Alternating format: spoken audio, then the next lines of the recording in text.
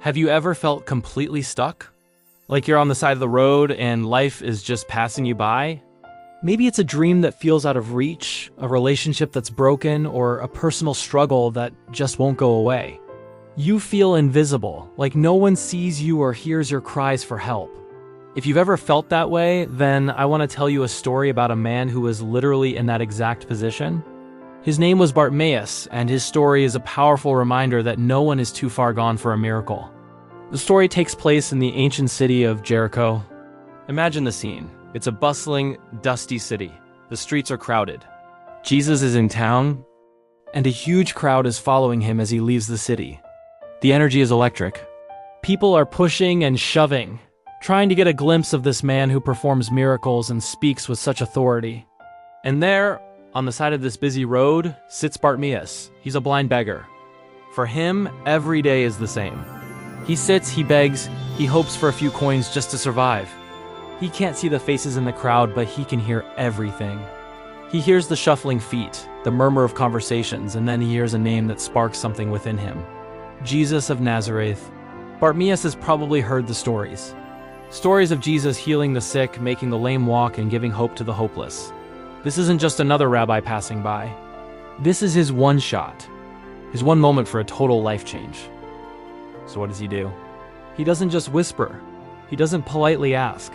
He shouts at the top of his lungs, "Jesus, Son of David, have mercy on me." Now put yourself in his shoes for a second. That took incredible courage. He was a beggar, considered a nobody. And here he is, interrupting this massive procession to get the attention of the most important person there. The crowd's reaction is exactly what you'd expect. They tell him to shut up. "Be quiet," they yell. They try to silence him, to push him back down into the invisibility he lived in every day. But this is where Bartimaeus' story becomes so powerful. He doesn't listen to them. He doesn't let their discouragement silence his desperation. The Bible says he shouted all the more. His cry wasn't just noise, it was a declaration of faith. He believed Jesus was the promised Messiah, the Son of David, and that he had the power to change his situation. His persistence was fueled by a deep, unwavering faith. And guess what? It worked. In the middle of all that chaos, with thousands of people around, Jesus stops. He hears one voice, one desperate, faith-filled cry that cuts through all the other noise. He stops the entire procession and says, "Call him." Suddenly, the same people who were telling Bartimaeus to be quiet are now saying, "Cheer up, get on your feet. He's calling you." The mood completely shifts. Notice what Bartimaeus does next. He throws his cloak aside. This cloak was likely his most valuable possession. It was his blanket at night, his mat to sit on, the thing he used to collect coins. By throwing it off, he was symbolically throwing away his old life, his identity as a beggar. He wasn't planning on going back to it. He was moving forward in faith, fully expecting to be changed. He gets to Jesus, and Jesus asks him a simple but profound question. "What do you want me to do for you?" Jesus knew what he wanted, of course, but he wanted Bartimaeus to voice it, to own his request. Bartimaeus doesn't hesitate. He doesn't ask for money or food. He asks for the one thing that seems impossible. "Rabbi, I want to see." Jesus' response is beautiful. He doesn't perform a complicated ritual. He simply says, "Go, your faith has healed you." And just like that, immediately Bartimaeus can see. His world of darkness is flooded with light. The first thing he sees is the face of the man who healed him. And what does he do? He doesn't run off to celebrate his new sight.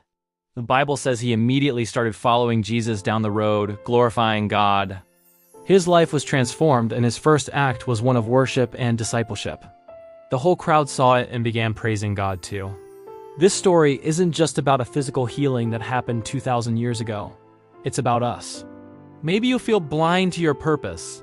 Maybe you feel like you're sitting on the sidelines of your own life. Bartimaeus teaches us that we have to be willing to cry out, even when the world tells us to be quiet.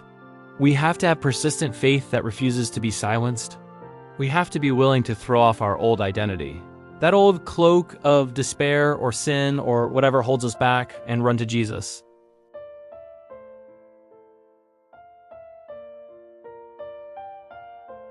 He is listening for your voice above all the noise. Don't let fear or the opinions of others keep you from calling out to him. Your breakthrough might be just one faith-filled shout away. Thanks for watching today. God bless.